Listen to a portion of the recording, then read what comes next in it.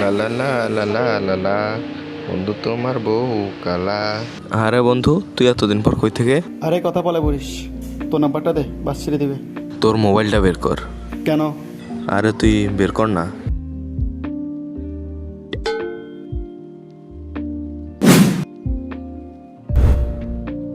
আরে কেমনে করলি ভাই, বল না প্লিজ। এটা হলো meetup smart NFC visiting card.